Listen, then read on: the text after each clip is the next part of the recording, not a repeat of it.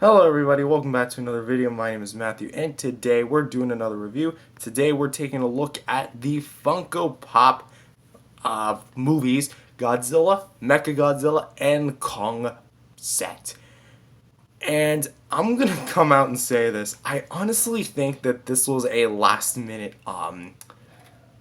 release because, well, as weird as that sounds, because actually, we're gonna get into that in a bit.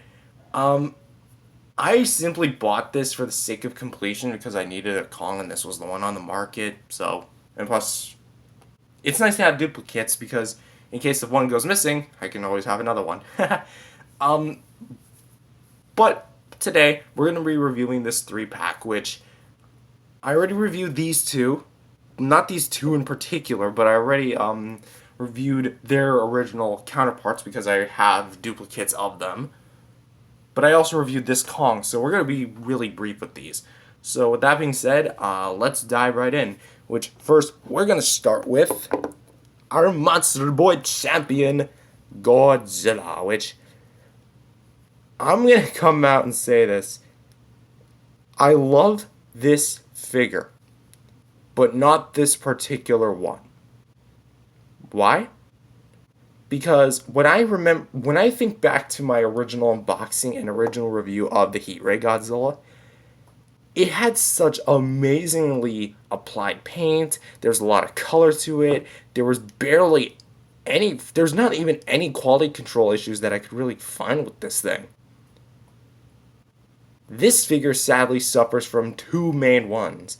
A bent Heat Ray and too much paint, especially on the face. Let's actually kind of talk about the paint first. Now, first, you might look at this thing and say that it's normal, right? Well, actually, we're going to go ahead and bring down the original one that I have.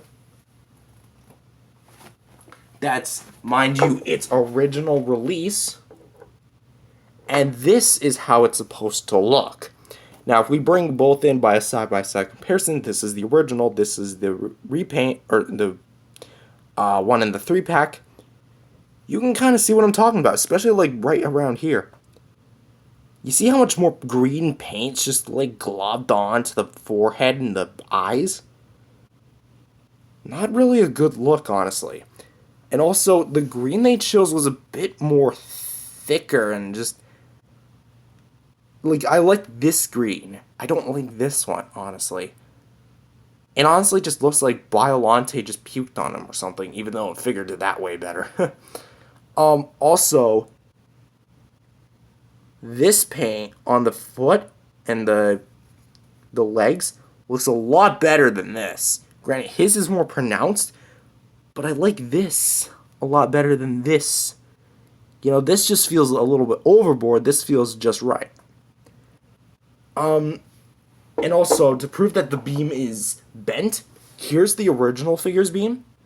It came in perfectly. You know how it's like a nice straight line?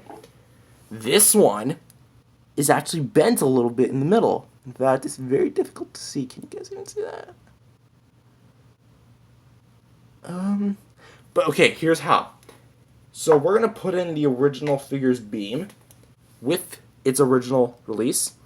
And we can clearly see that it stands perfectly. Now, for the reissue's turn.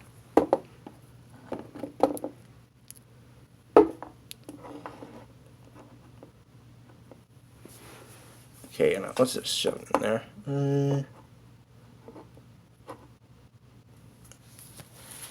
It's kind of difficult to see, but it's actually kind of elevated a little bit. I think it's just more towards one side, though. Yeah, it's very slight, but you can... I did a horrible job at showing that, but trust me, it's bent a little bit. But for the sculpt and paint itself, it's actually not too bad. Like, I get what they were going for, but this just feels kind of rushed to me. I definitely do feel like if Funko took a bit more time on this particular figure's paint job, it would have been so much better. and like. So that's the Heat Ray Godzilla. Next, let's go on to the mech, which literally nothing has changed except for one little QC issue. Right around here.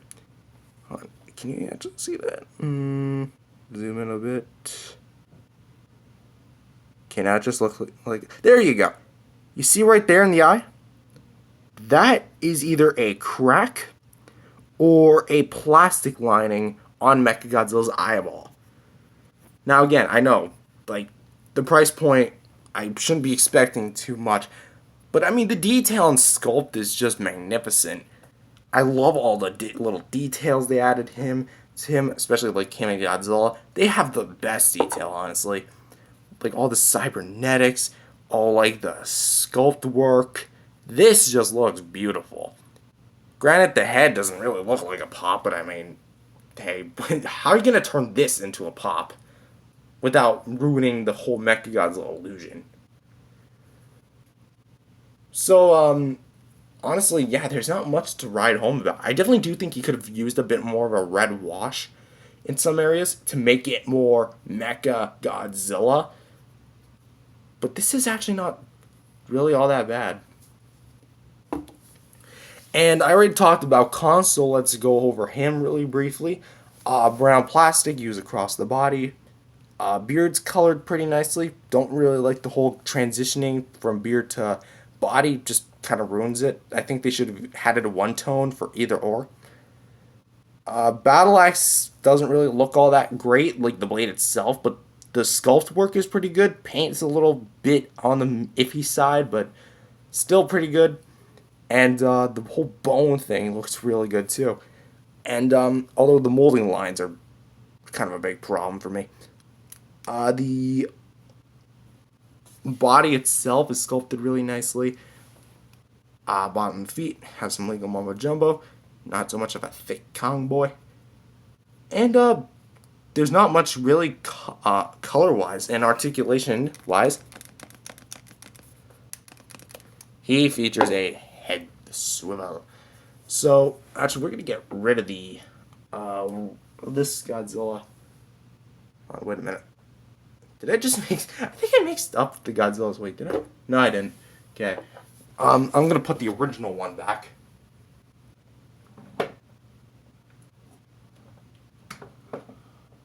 There we go. And let's have all three of these boys in a group shot. And honestly, I'm going to come out and say this. Actually, let's do a bit of more size comparison. For size comparison, here they are with the NECA Godzilla 1988. The game Godzilla, as you guys know him on the channel. Which, if you don't know him, get off my channel. Yeah, there's no really scaling here. Like, unless you want to somehow pit your Funko MechaGodzilla up against your Godzilla 1988 from NECA. Yeah, this guy's you're slapping him any day of the week. But yeah, he's a standard 7-inch figure. So, pretty good scaling, I'd say, for pops. I mean, they're about 3 inches tall. And, what else can I really bring in here? I mean, I really don't have anything else to say that hasn't been said in my previous videos, so could I really say anything about recommendations? Honestly, I don't know if I can recommend this set. Why? Because a big problem with these can be QC issues. Granted, yes, they are minor. Bit of too much paint, that can be fixed with a nail polish remover. Bent beam, that can be fixed with a hairdryer. But I honestly just don't see the appeal for the price point. $50 is actually the retail price, or $40 to $50, I think. $40 to $50. Is it $45? I'm gonna go ahead and say it's $50, okay? Let's go ahead and say that. I actually don't think that's worth it. Or $40 even. I don't even think $40 is worth it. Why? Because these figures retail each other for about $10 a piece. That's 3 figures. That's easy to do the math. $30. That's how much this pack should have been. But $30 is actually the pack of the 2-pack. Or so. And also, like, where does the extra money really go towards? The fact that it's a bigger box? The fact that it's a special edition exclusive? It's like problems like these that make me think that Funko's just looking for an extra way to cash in on the extra GVK craze. Even though this thing was released way after the whole GVK movie was released. Like, I literally found out about this like only a month ago or something. And I had no idea this thing was in stores. So I just kind of snagged it up, hoping to get a Kong from it, and I did. I don't know what I'm going to do with these two, as like they're duplicates. I'm probably just going to leave them be, or maybe custom paint one. I definitely do know people like to custom paint Funko Pops, so hey, maybe giving my own shot at a Funko Pop version of my own doing would be fantastic. So, with that being said, I don't know if I can recommend this set to anyone in particular.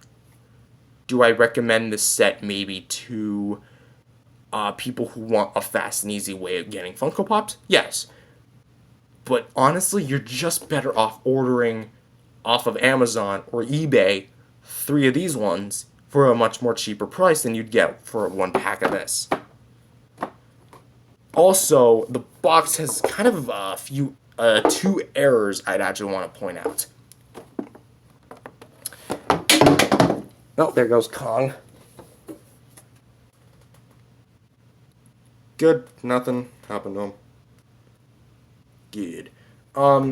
So, yeah, Kong took a bit of a tumble. Luckily, nothing really bad happened to him. It's all good. But honestly, just look. Bobbleheads.